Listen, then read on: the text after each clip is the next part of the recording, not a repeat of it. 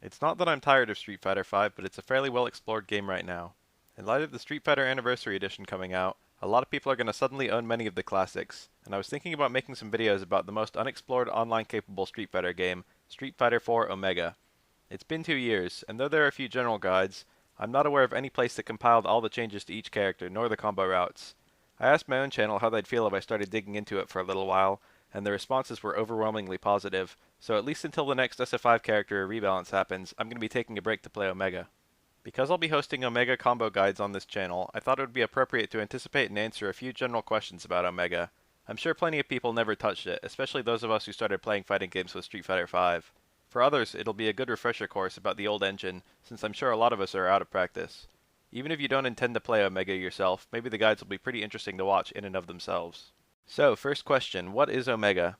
The team that worked on Vanilla SF4, Super, Arcade Edition, and AE 2012 was not the same team that did Ultra. The new team in charge of Ultra was the same one which would go on to make Street Fighter V. In addition to the Ultra rebalance, the team used the Street Fighter 4 engine to play around and work out some of their ideas, and release it as an entirely new game within the Edition Select feature of Ultra. Because it's a sort of precursor to SF5, you can see a lot of their early ideas before they were ironed out.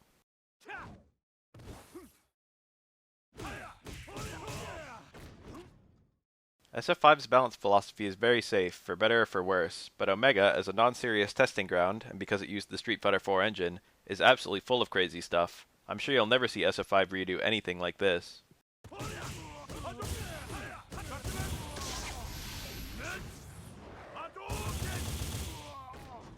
Many characters get entirely new special moves.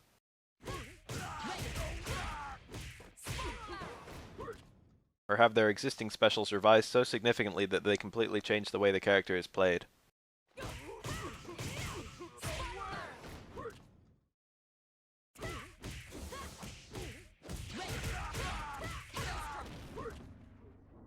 Normals, Supers, and Ultras also have some significant overhauls.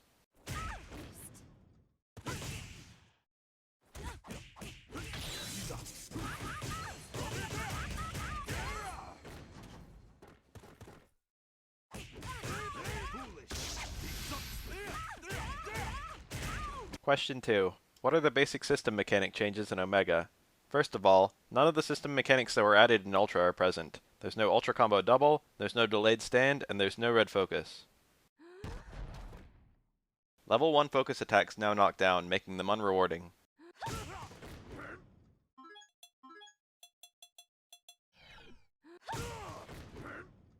There are also many ease of execution changes. Lightning Leg style special moves only take 4 inputs to activate, making them very easy for anyone to do. The 3-frame buffer that's present in SF5 is also present here, which makes hitting your 1-frame links incredibly easy.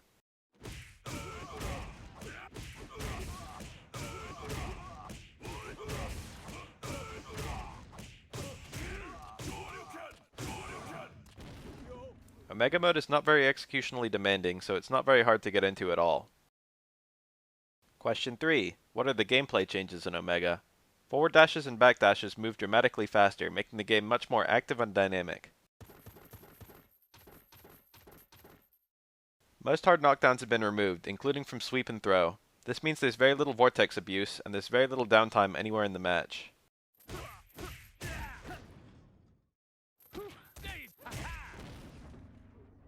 The way meter functions has been revised somewhat. Many Ultras now have a non-cinematic juggled version.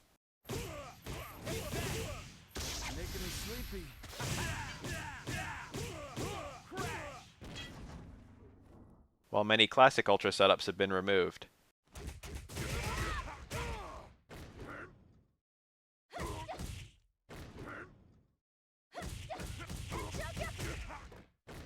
So overall, Ultra is not nearly as powerful.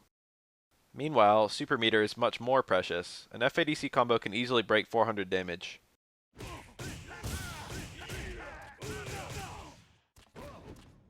While a Super combo can shoot past 600.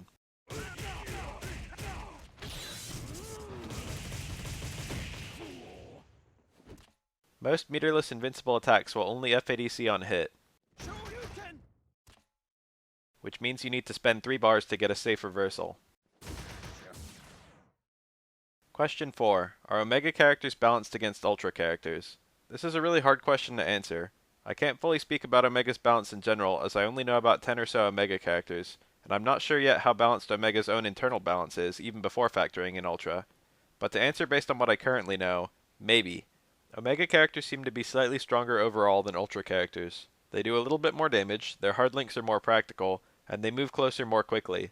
However, Omega characters have some significant weaknesses as well. Their sweeps and throws do not cause hard knockdowns, even when used against Ultra characters, and they have a dramatically harder time confirming big damage without meter, or landing cinematic Ultras. So Ultra characters can abuse their hard knockdowns and Okizeme on Omega characters, making them a bit more setup and set play based, while Omega characters have a bit better burst damage. From what I currently know, the balance differential is not significant. A good Ultra player can still comfortably beat an OK Omega player once they understand the matchup. Question 5. If Omega is good, why didn't it take off in the first place? Well, it came out simultaneously with Ultra, which a lot of people were much more eager to explore. Omega is also locked behind Edition Select, which was banned from tournaments to prevent an army of vanilla Sagots. Finally, there were a few infinites present in Omega when it was released, including Viper, Ibuki, and Gen.